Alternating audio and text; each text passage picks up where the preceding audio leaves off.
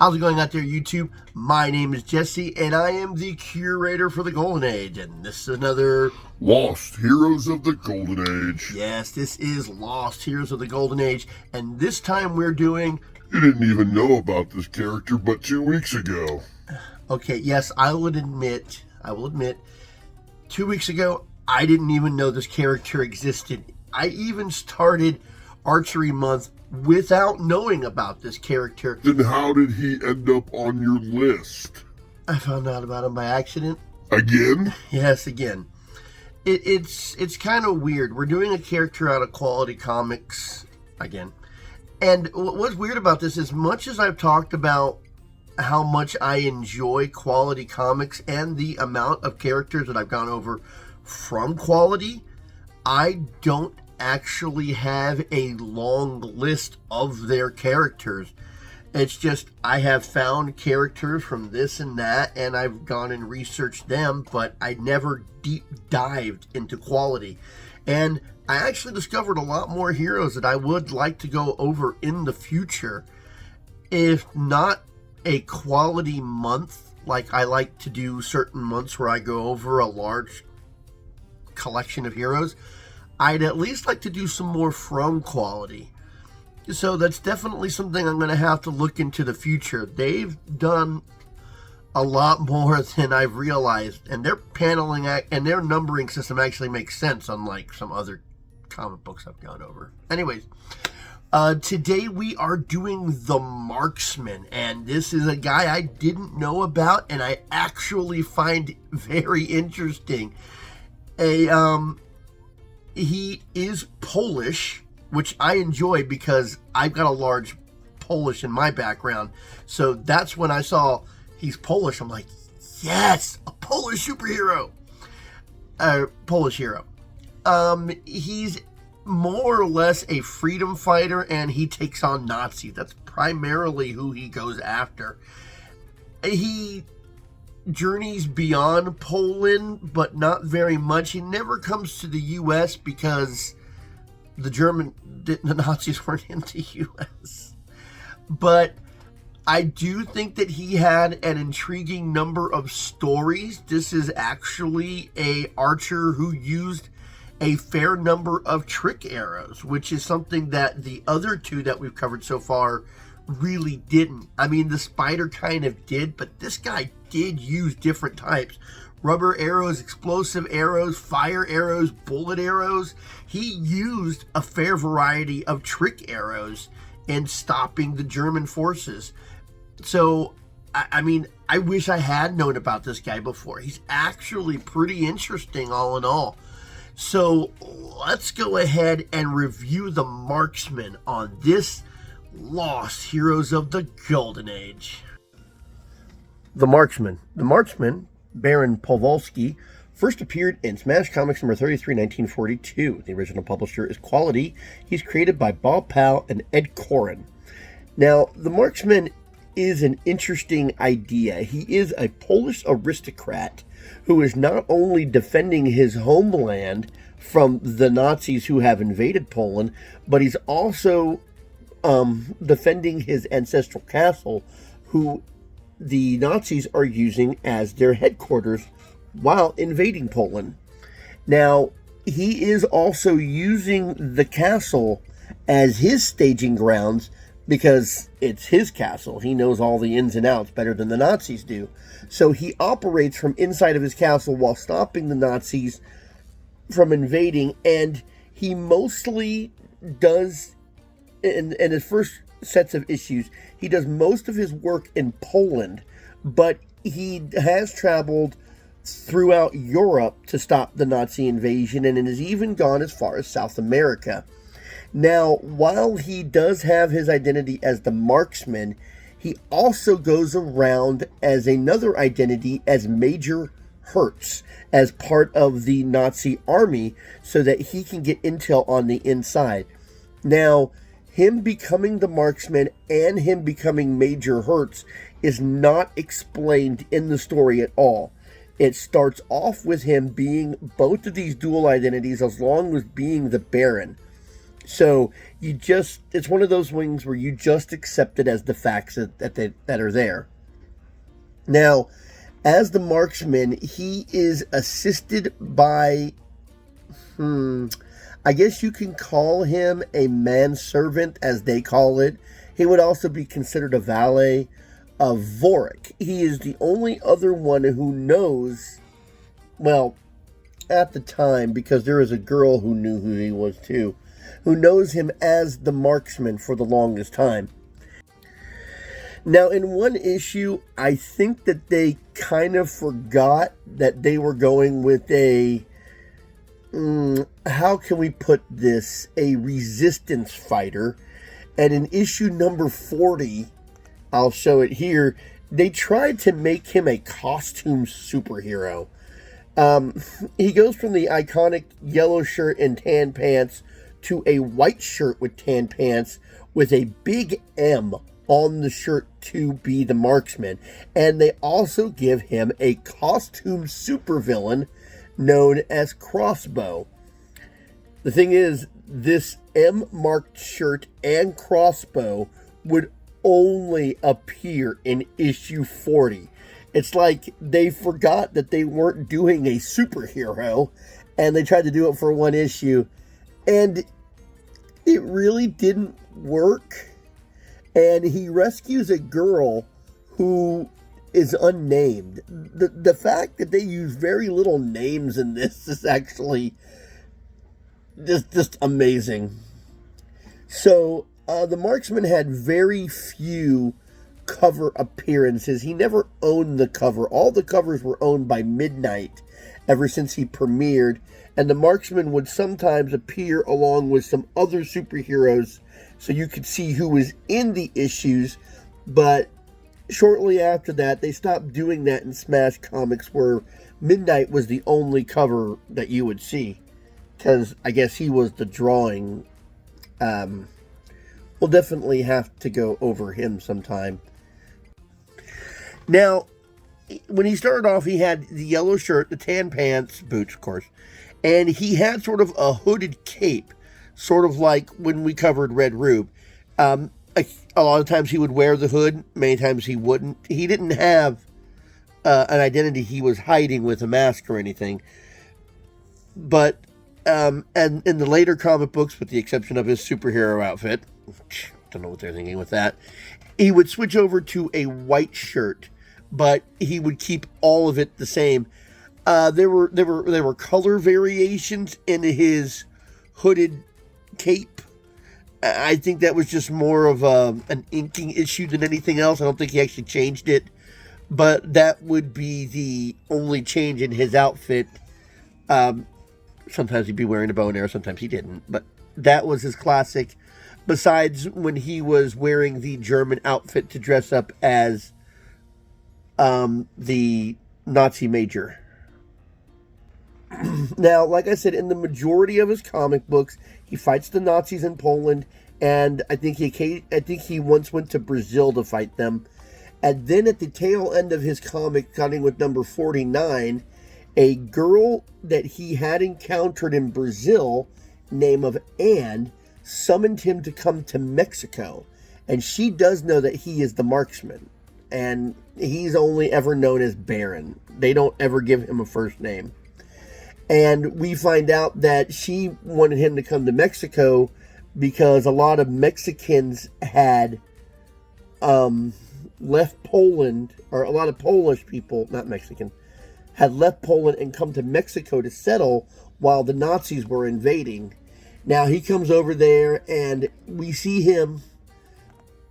I guess there was maybe a couple of Nazis, but we found out that he started taking out some of the native Incans that were attacking him, but not all of them were.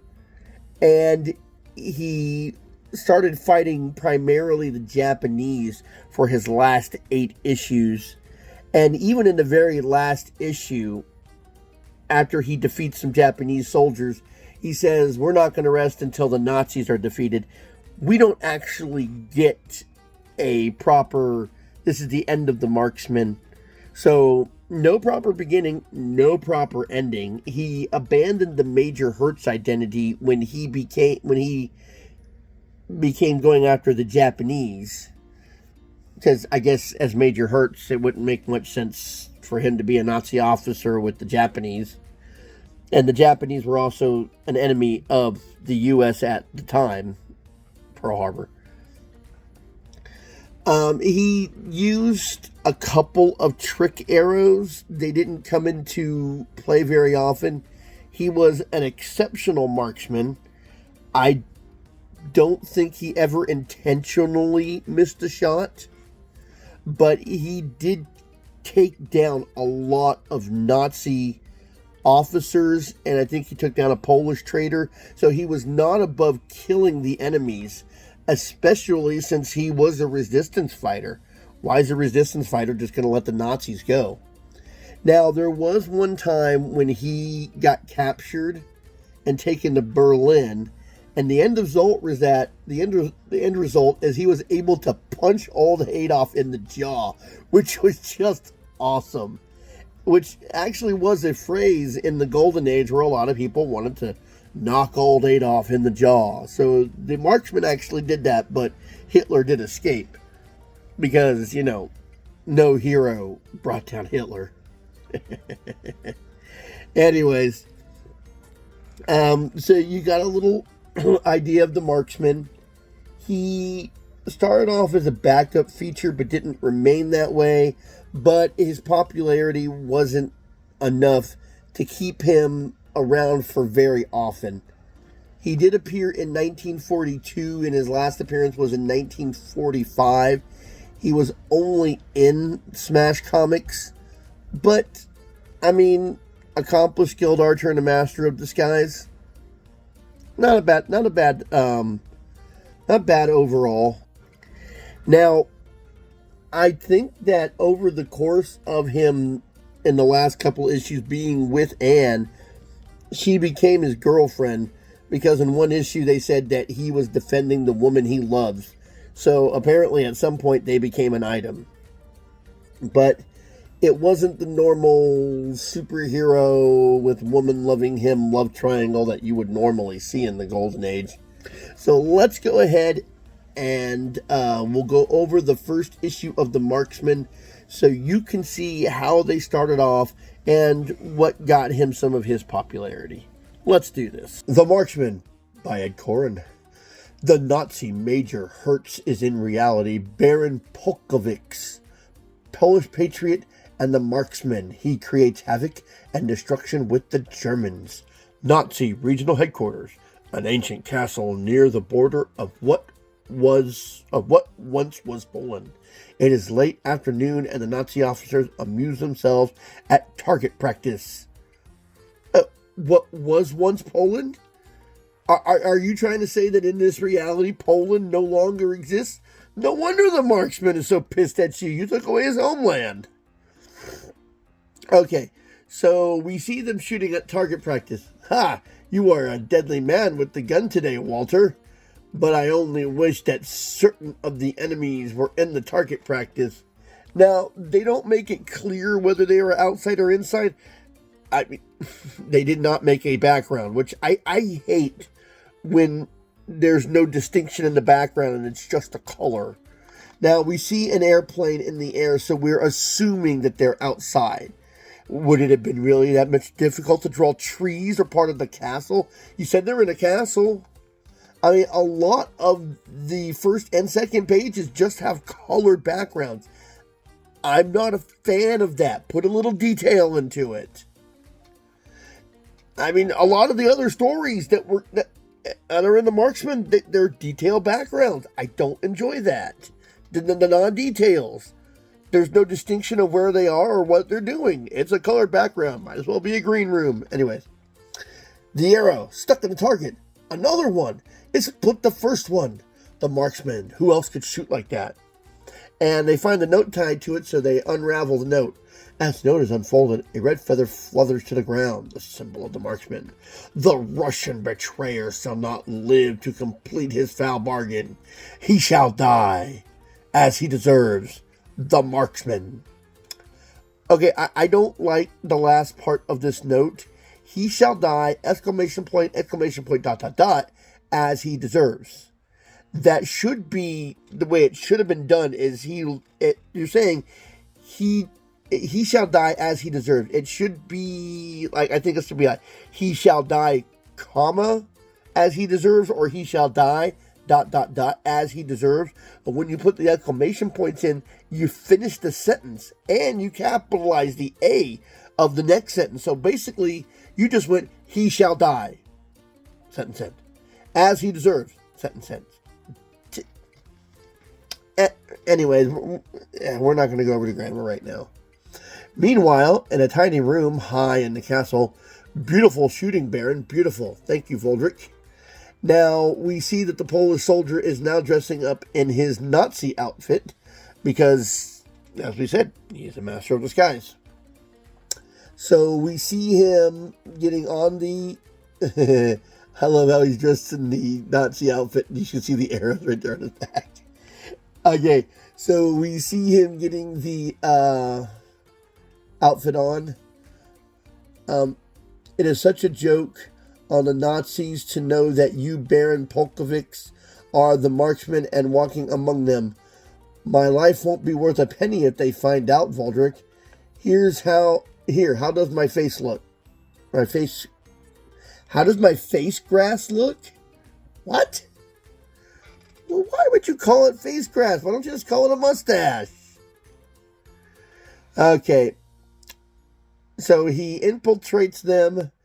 May luck be with you, Major Hertz. So he's a major among them, which it lets him in on a lot of intel. Man, why am I saying this wrong? This lets him in on a lot of what the plans are going on by being a major in the ranks. Because if he were a lower rank, they probably wouldn't include him in any of the plans. But since he's a major, he has a lot of sway and influence. In his role as Nazi major, the marksman enters the great hall of the castle, his own ancestral home, now overrun by the arrogant conquerors. So they're telling Major Hertz that they have sent a warning and that he is going to be going after Gadjoff. I'm probably saying this wrong, but from what I can see, it's Gadjoff. Gadjoff. General, here are the papers. Please take them quickly. I must hurry back. If they miss me, it might mean my life. I didn't expect this. I'll have to stall for more time. You'll find what you were here, or you'll find what you want here, General. The map is clear. And then he drops a feather to make them think that the marksman is around, because he can't have Gadjoff. Oh, okay, he's not wearing a Nazi uniform. He must be betraying the Polish outfit. So he's saying he's a betrayer. Okay. So he drops the arrow, and I think the marksman is around. It worked. Now for a quick costume change. So they take Gadjoff to the general's office. The marksman will not let him... Stop worrying, Gadjoff. All right. About my money. And then the marksman shows up. I'm here to keep my promise, Russian backstabbers. No, please. I'll take the papers. I'll take back the papers. Don't. Ow. You'll die, Gadjoff. That's what. So you can see how the marksman, he's not above, killing the enemies, especially ones that betray him. So, let's see. An empty bow is no match for a bullet, but the bullet must strike first, fool. So he's able to kill Gadjoff, and then the Nazi general has the gun drawn on him. For pulling the trigger, I'll get a medal, and I love medals. And now he said for pulling the trigger, he'll get a medal. But then in the very next panel, it says, "Give me the bow. I'm taking you back to Berlin with the plans." You just said that if you shot him, he'd get a medal. So why are you going to take him in? So the marksman gets close to him and smacks him in the face with the bow. And then I guess he falls back into the suit of armor. "Oh, for that, I will cut you to pieces." "Not with that weapon, you won't. That's a flail. You're not cutting anybody with that." "Swine, I'll crush you like a flea." Yeah, that's what you would use that weapon for. So if you're picking up that weapon the whole time, why are you saying you're going to cut him? "Why, General, a real gentleman never loses his temper." So he charges at the he flies at the marksman so much that the marksman even says something about it. "You're in the air now, huh?" So he trips up the general, who loses the flail. "Now get up. I'm taking the plans back where they belong." And let's see. "I'll take you along too, General. I'm glad your men are still watching the target practice." "Oh no, perhaps I was wrong." So it looks like the general had set up for the marksman to show up because he's got people on the perimeter ready to gun him down. So you got the two soldiers on him. This bot calls for something special. And he actually shoots 2 arrows at once to take down the German soldiers. And it looks like the general was on the side passage here. He fires another arrow to knock the gun out of his hand. And then it's overrun by German soldiers. So they had this set and ready for him. So let's see, spread out, shoot him now. "Goodbye, marksman. I go to Berlin, and so do the planes." So it looks like the general is going to escape on a plane and head to Berlin. But since we found out that this is actually the marksman's home, he knows more about the nooks and crannies of this castle than anybody here. Let's see. Unless I can give those soldiers the slip, he'll get away this doorway. I'll distract their attention. Seconds later. "Whew, my cloak is like a sieve. Now for the tower." Now, as he sees the plane flying away, yeah, they condensed a lot of stuff here. You're going to have to imagine what's happening between these, because they only had 7 pages, so they needed to get the rest of the story done. I mean, I love how quality can fit a lot of story in 1 page, but they seriously condensed this last page right here. Quickly, the bullet arrow. The general is taking a plane, so he has a bullet arrow. Fantastic. So he fires it at the plane. The arrow finds its... we'll read the last couple of panels here. The arrow finds its mark in the gas tank of the escaping general's plane. That's a hell of a shot. Yes, Voldrick, and many more arrows will bring the end to Poland's enemies. Well said, Master. More of the Marksman in the next issue of Smash Comics. And yes, he goes on for quite some time. Well, I hope you have enjoyed this so far. I hope that you've, I don't know. The Archers are a subset all on their own. But we've got one more review for Archery Month before we get the Timely Month. And I'm going to make it a good one. So until next time, I'll be seeing you.